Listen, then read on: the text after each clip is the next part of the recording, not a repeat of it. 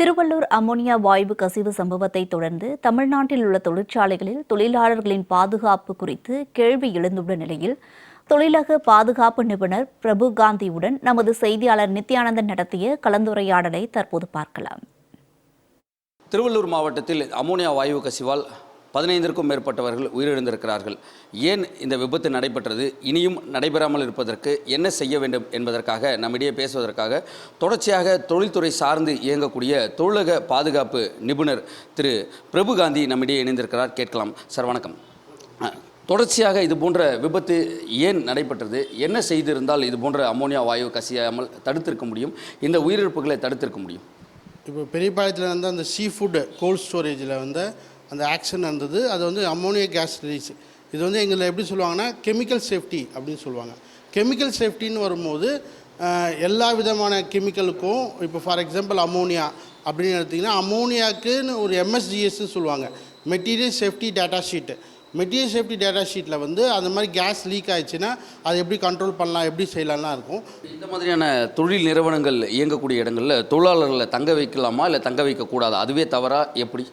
இல்லை, as per act வந்து இண்டஸ்ட்ரியிலேருந்து அந்த அகாமடேஷன் கொஞ்சம் ஐசோலேட் பண்ணி கொஞ்சம் தள்ளி தான் இருக்கணும். ஒரு 1/2 கிலோமீட்டர் 1 கிலோமீட்டர் தள்ளி தான் இருக்கணும். ஃபேக்ட்ரிக்கு உள்ளேயே இன்சைட் த பர்மிஷன்ஸில் அகாமடேஷன் கொடுக்கக்கூடாது. இந்த தொழிலாளர்களுக்கெல்லாம் வந்து அரசு 2 லட்ச ரூபா பணம் கொடுக்குறாங்க.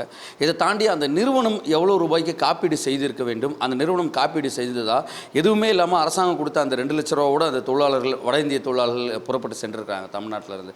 எவ்வளோ ரூபாய் வரைக்கும் காப்பீடு செய்யப்பட்டிருக்கணும்?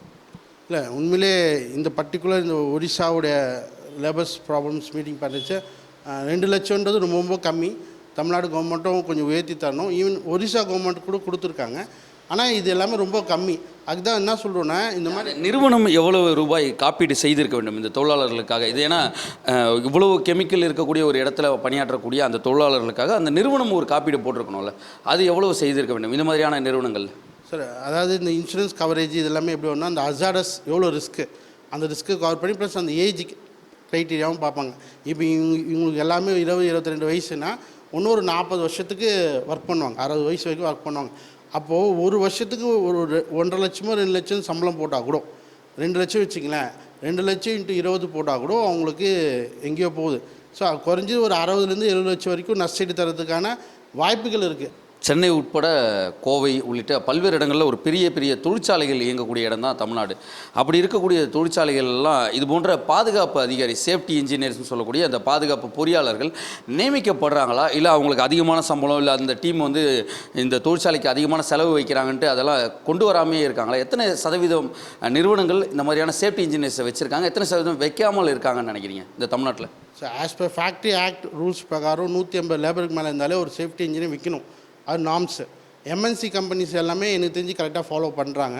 ஆனால் தமிழ்நாட்டில் இந்தியன்ஸ் கம்பெனிலாம் வந்து சேஃப்டி இன்ஜினியர் ஒரு சம்பிரதாயத்துக்கு தான் வச்சுருக்கேன்ற மாதிரி. ஏன்னா பெருசாக விபத்து நடந்தால் பார்த்துக்கலாம். ஏன்னா பட் சேஃப்டி இன்ஜினியர் எவ்வளோ மாடர்ன் எக்யூப்மெண்ட்லாம் போயிட்டோம். ஆட்டோமேஷன் வந்துச்சு, அப்புறமா மிஷின் லேர்னிங்லேயே உள்ள சேஃப்டி இன்ஜினியரிங் எப்படிலாம் கொண்டு வரலாம், எவ்வளோ சிஸ்டம்ஸ் இருக்குது. அதான் சொல்லலை, ஒரு விபத்து நடக்கிறதுக்கு முன்னாடியே தடுக்க முடியும். அமோனியா வாயு கசிவு மாதிரியான ஏற்படும் பொழுது அவங்கள தொழிலாளர்கள் தங்களை பாதுகாத்துக்கிறதுக்கு என்ன தான் செய்திருக்க வேண்டும்? முதற்கட்டமாக அவங்க கையில் இருக்க மாஸ்கையா இல்லை கச்சிஃப் வச்சு முகத்தை மூடுறதா, இல்லை என்ன பண்ணால் அவங்க உயிர் தப்பித்திருக்க முடியும்? சார், ஃபஸ்ட்டு அந்த ஏரியாவிலேருந்து எவாக்குவேட் ஆகணும் சார். அதை எஸ்கேப் ஆகிடணும். எந்த ஆக்சிஜன் சப்ளை எங்கே அதிகமாக இருக்கோ அந்த ஏரியாவுக்கு ஃபஸ்ட்டு வந்துடணும். அதுதான் மேஜர். இதுவே நான் ஓப்பனாக சொல்கிறேன், இந்த இன்சிடெண்ட்டும் போபாலில் நடந்தது பார்த்தீங்கன்னா ட்ராஜடி, போபால் விஸ்வதாக்கும் ரெண்டுமே ஒன்று தான் கிட்டத்தட்ட. அந்த வால்யூம் லெவல் மட்டும் தான் கொஞ்சம் வித்தியாசம். ப்ளஸ் அது மிட் நைட்டில் நடந்தது, இதில் டேயில் நடந்ததுனால கொஞ்சம் நம்ம இதுவாகிட்டோம். அவ்வளோதான். 80 லட்ச ரூபாலேருந்து 1 கோடி ரூபாய் வரைக்குமான இழப்பீடுகள் அந்த தொழிலாளர் இறந்தவர்களுக்கு, உயிரோடு இருக்கவங்களுக்கு பாதிக்கப்பட்டவங்களுக்கு கொடுக்கலாம். சட்டத்தில் இடம் இருக்குது சார். ஆனால் ஒரு இன்சூரன்ஸ் பாலிசியும் ஃபாலோ பண்ண மாதிரி தெரியல. லேபர் லைசன்ஸ் இல்லை. ஏன்னா லேபர் லைசன்ஸ்லாம் இருந்தால் தான் இவங்களுக்கெல்லாம் இந்த இன்சூரன்ஸ் கவர் ஆக முடியும். அப்போது தமிழ்நாடு அரசாங்கம் ஒரு தனிப்பட்ட முறையில் கொஞ்சம் கவனம் செலுத்தி கொஞ்சம் பண்ண நடக்கும். இல்லை தமிழ்நாடு அரசாங்கம் விட்டு கவனிக்க வேண்டிய இஷ்யூ என்னென்னா, இப்போ ஒரிசாவில் இப்போ இந்த இவ்வளோ பெரிய ப்ராப்ளம் ஆனதில் ஒரிசாவில் மைக்ரேட் லேபர்ஸ் எல்லாமே இப்போ எல்லாருமே கிளம்பிட்டாங்க. இப்போ ஒரிசா ஃபுல்லாக தமிழ்நாடு வந்து கொஞ்சம் அன்சேஃப்ன்ற மாதிரி கொஞ்சம் ஃபீல் பண்ணுவாங்க. ஸோ மைக்ரேட் லேபர் இல்லாமல் இனிமேல் தமிழ்நாடு இயங்காது. ஸோ மைக்ரேட் லேபருக்குன்னு ஒரு நல வாரியம் வச்சு அவங்களுக்கு உண்டான எல்லா வெல்ஃபேர் மெஷர்ஸும் கொடுத்தா நல்லாயிருக்கும். தொழில் செய்யக்கூடிய அந்த முதலாளிகள் அரசுக்கு இத்தனை மைக்ரண்ட் லேபர்ஸ் எங்ககிட்ட வேலை செய்கிறாங்க அப்படின்ற கணக்கை அந்த தொழில் நிறுவனம் அரசுக்கு கொடுக்கணுமா, இல்லை அந்த தொழிலாளி அரசுக்கு தகவல் சொல்லணுமா, எது சரி? சார் தொழிலாக எல்லாம் தர முடியாது சார். அவங்க வந்து அன்றைக்கி வேலை கிடைச்சாலே பெரிய விஷயம். அதாவது அந்த கம்பெனிக்கு தான் வந்து பொறுப்பே. ஸோ சோல் ரெஸ்பான்சிபிலிட்டி எப்போவுமே ஃபஸ்ட்டு ப்ரையாரிட்டி வந்து இப்போ இந்த விபத்தே நடந்துருச்சு, அரசாங்கம் தான் ரொம்ப மெனக்கெட்டு இருக்குது. அதை விட சீ ஃபுட்டுக்கு தான், சீ ஃபுட் அந்த கம்பெனி இருக்குது பார்த்தீங்கன்னா, அந்த கம்பெனி தான் ரெஸ்பான்சிபிலிட்டி ஜாஸ்தி. ஸோ அந்த கம்பெனி தான் வந்து கவர்மெண்ட்டுக்கு ரிப்போர்ட் கொடுக்கணும் கம்பல்சரி. இறுதியாக இந்த அமோனியா வாயு கசிவுக்கு யார் தான் சார் பொறுப்பு இருக்கணும்? இந்த தொழிலாளருடைய இந்த உயிரிழப்புக்கு அந்த நிறுவனமா, அரசு அதிகாரிகளா, யார் தான் பொறுப்பு இருக்கணும்? ஆஸ் பர் ஆக்ட் லா பிரகாரம் அந்த நிறுவனம் தான். ஆனால் அரசுக்கு பொறுப்பு இருக்குது மானிட்டர் பண்ணுறது. ஏன்னா அரசு வந்து கை கழுவிட்டு போக முடியாது. எது நடந்தாலும் அரசாங்கத்து மேலே தான். ஏன்னா அரசாங்கம் அந்த பொறுப்புலேருந்து தப்பிக்க முடியாது.